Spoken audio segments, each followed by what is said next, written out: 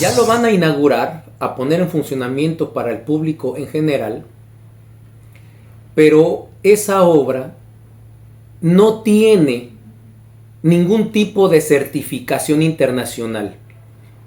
Viene una comisión de Alemania, por ejemplo, que son autoridades, o de Estados Unidos, sobre todo los alemanes, inspeccionan todo, desde los baños, las taquillas, las vías del tren, la electricidad, las salidas de emergencia, los vagones, todo. Inspeccionan absolutamente todo porque ese transporte va a ser usado por millones de personas.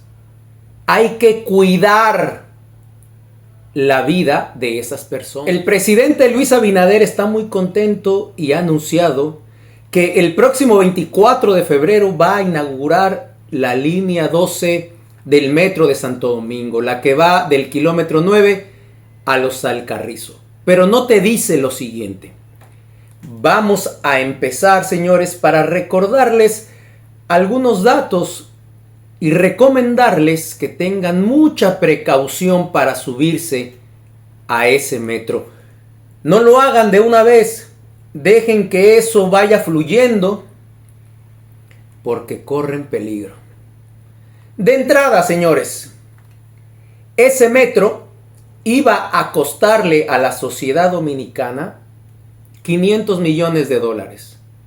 Se hicieron estudios de suelo, todo el proyecto, en fin, todo lo que se tenía que hacer para llegar a la conclusión de que eso iba a gastar la sociedad dominicana. Pasó el tiempo, se inventaron muchos problemas, provocaron otros problemas, arquitectos, ingenieros, empresas que hicieron uso de suelo, las constructoras, en fin, todos empezaron a inventarse pretextos y problemas nuevos que iban surgiendo, según ellos, durante la construcción de ese metro. Eso hizo que el presupuesto se elevara a 700 millones de dólares. 200 millones más que en 3 ocasiones el presidente Luis Abinader tuvo que pedir dinero prestado a bancos internacionales para reunir ese dinero. Más endeudamiento a la sociedad. Cuando haces proyectos como estos, que son grandes obras, mucho dinero involucrado, mucha gente, los que verdaderamente tienen talento, arquitectos, ingenieros y todo un equipo, proyecta esas obras hasta con dificultades.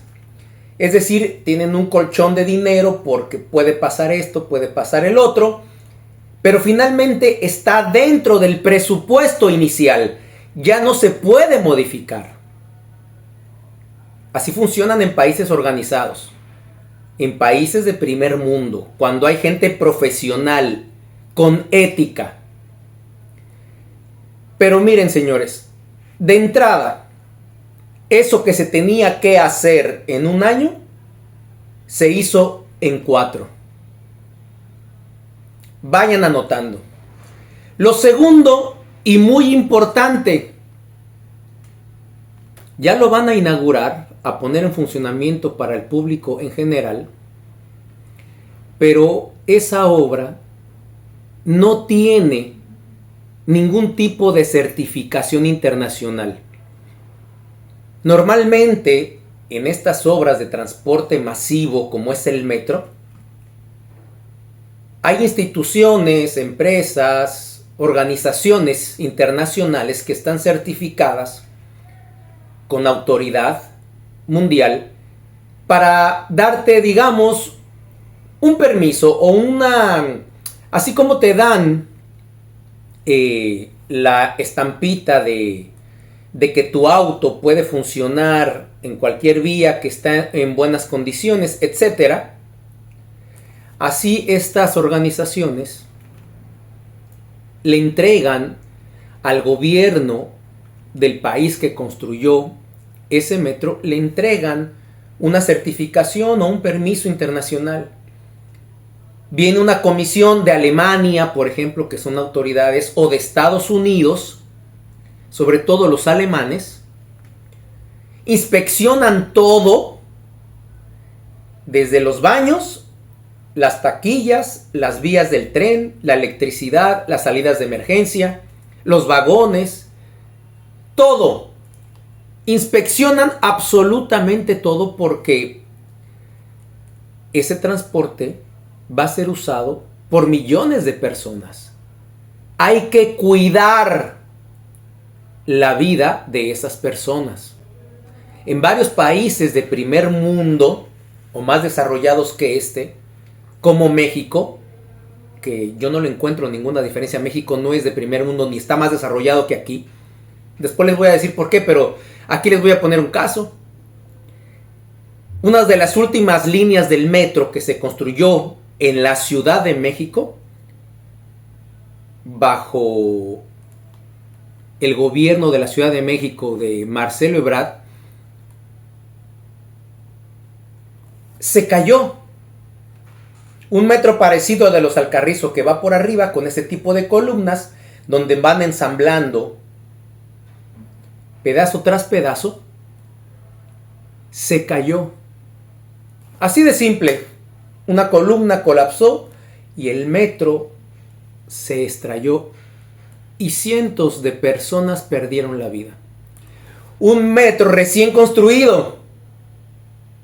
La línea 1 del Metro de México, por ejemplo, que se construyó, si no mal recuerdo, en el 67, un poquito antes de ese trágico año que pasó México con los estudiantes en 1968. Si no me equivoco, no, fue antes del 67 por ahí, o la construcción empezó desde el 63. Esa línea 1 del metro no tuvo ningún problema, no ha tenido ningún problema. Y esa última colapsó. Porque desde el principio había problemas en la construcción similares a los que ha habido en el metro de Santo Domingo.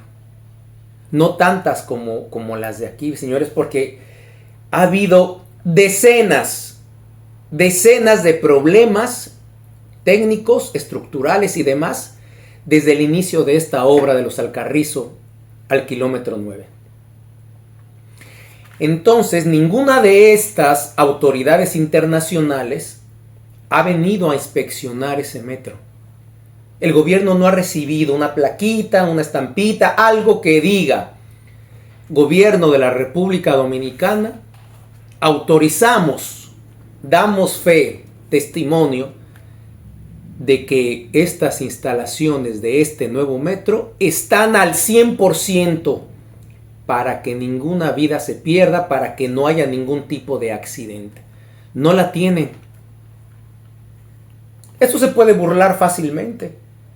O sea, no hay nadie internacionalmente que te obligue al gobierno a que antes de inaugurarlo, antes de ponerlo en funcionamiento, tiene que tener ese permiso. No hay forma.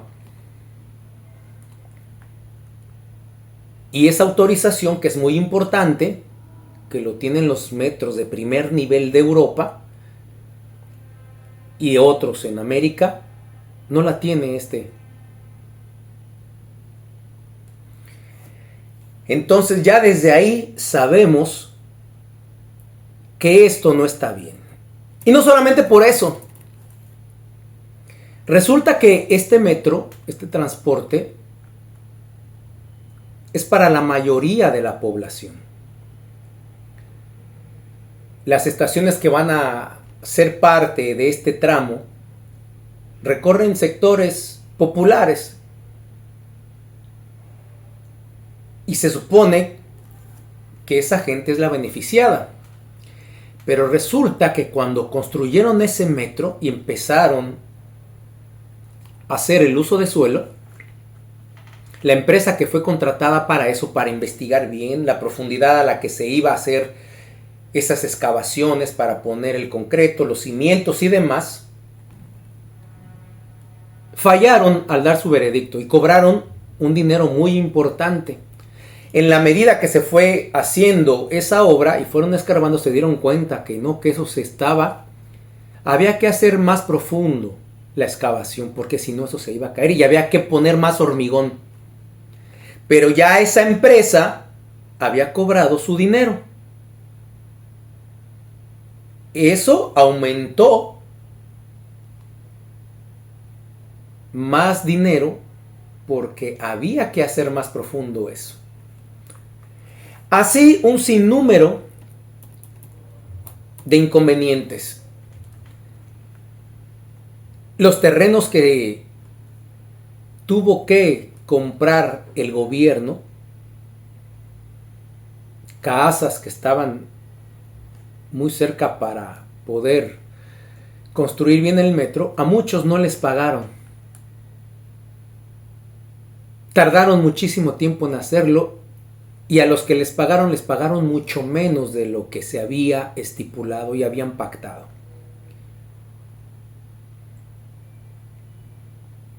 En una zona, cuando empezaron a construir, taparon los drenajes, las alcantarillas, para que cuando llueva esa agua no se vaya a esos sectores. Y ahora que ya está hecho, que ya la van a inaugurar, gente que todavía vive por ahí, que logró salvar su casa o su terreno para que no se lo quitara el gobierno o no lo obligara a venderlo, toda esa zona se está inundando porque cuando llueve no tiene el agua por dónde irse. Ahí hay testimonios de vecinos. Entonces, esas personas que son de clase más deprimida, que se supone que se deben de beneficiar del transporte colectivo, pues ahora están siendo perjudicados por este tipo de situaciones. Durante todos estos años de la construcción del metro, varios reportajes de diferentes medios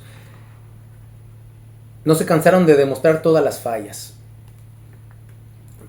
Hubo una que llamó muchísimo la atención y fue la columna que está a la altura de un centro comercial muy importante sobre la autopista Duarte, frente a frente al parqueo de ese centro comercial. Explotaron las tuberías de agua justamente a unos pocos metros de una columna. Y eso parecía una cascada de las cataratas del Niágara, justamente abajo de la columna. No hay nada más poderoso y más destructivo que el agua a corto y a largo plazo. El agua almacenada acaba con todo. Con todo. Y tarde que temprano, todo eso se ablanda y se cae. Porque el suelo por abajo, mientras vaya agua, pueden pasar 1 año, 2 años, eso va a ir ablandando el piso y eso se va a hundir. Después, otro problema muy interesante también, que dentro de una columna, dentro, salía un chorro de agua. ¿Cómo te explicas eso? Dentro de una columna que sostiene todo ese peso, y aparte del peso que va a sumarle los vagones, que son toneladas, y dentro de una columna agua. Eso va a pudrir las varillas y el concreto y eso se va a caer. Y ustedes veían ahí haitianos echándole otra vez cemento y poniéndole un impermeabilizante. ¿Cómo es posible que dentro de una columna haya agua de esa manera? Pero está muy contento el presidente y el PRM, José Ignacio Paliza, presumiendo que el 24 de febrero se va a inaugurar.